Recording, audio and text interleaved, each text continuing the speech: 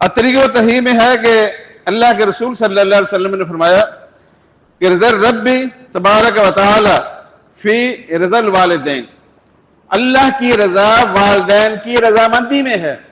اگر والدین اپنے اولاد سے راضی ہیں تو رب بھی راضی ہے۔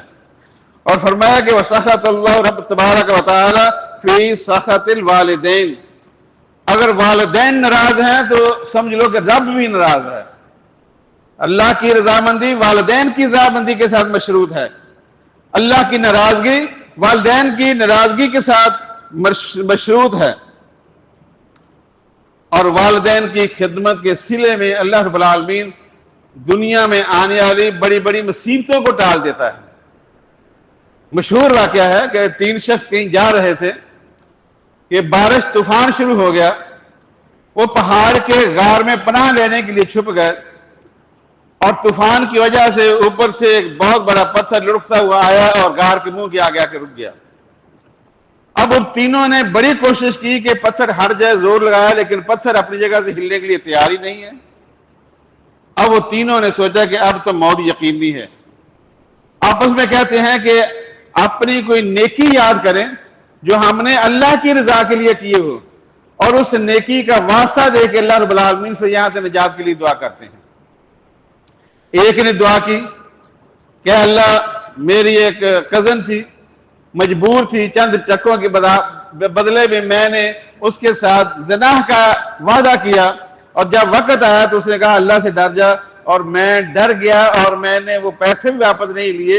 اے اللہ، میں تیرے ڈر اور خوف کی وجہ سے عمل چھوڑ دیا، اگر یہ میرا عمل تجھے قبول ہے تو ہمیں یہاں سے نجات دے دے۔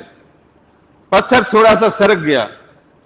دوسرے نے دعا کی، اے اللہ، میرے پاس ایک مزدور کام کرتا تھا اور وہ کسی بات پہ ناراض ہو کے مجھ سے چلا گیا، میں نے اس کی مزدوری کے پیسوں کو کاروبار میں لگا دیا، اللہ نے بڑی ترقی دی، بہت اللہ نے مال دیا اس پیسے سے۔ پھر کافی عرصے کے بعد وہ آیا، آ کر کہنے لگا کہ سیٹھ صاحب میری مزدوری دے دیجیے۔ میں نے کہا یہ جتنا بھی ریوڑ ہے بھیڑ بکریوں کا اور گائے کا، یہ سارا لے جا تیرا ہے۔ وہ کہنے لگا غریب آدمی سے کیوں مذاق کر رہے ہو؟ اس نے کہا مذاق نہیں کر رہا، میں نے تیرے پیسے کو کاروبار میں لگایا اور اللہ نے اتنی برکت دی کہ یہ سارا تیرے پیسے کی برکت جو اللہ نے دی ہے، سارا مال تیرا ہے، لے جا اس کو، میرا اس میں ایک ذرہ بھی نہیں ہے۔ اے اللہ، میں نے تیری رضا کے لیے اس بندے کی مزدوری کو کاروبار میں لگا کے اس کو دے دیا۔ پتھر تھوڑا سا اور ہٹ گیا۔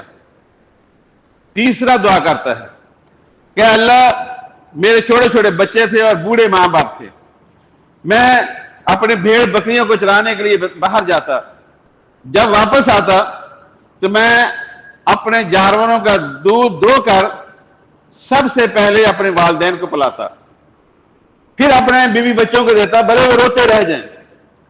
تو ایک دن اتفاق سے ایسا ہوا کہ میں تھوڑا لیٹ ہو گیا اور میرے ماں باپ سو گئے، میں نے دودھ نکالا اور آ کے ان کے سرہانے کھڑا ہو گیا، اور میں نے ان کو نیند سے اٹھانا بھی اچھا نہ سمجھا کہ ان کی نیند خراب ہوگی۔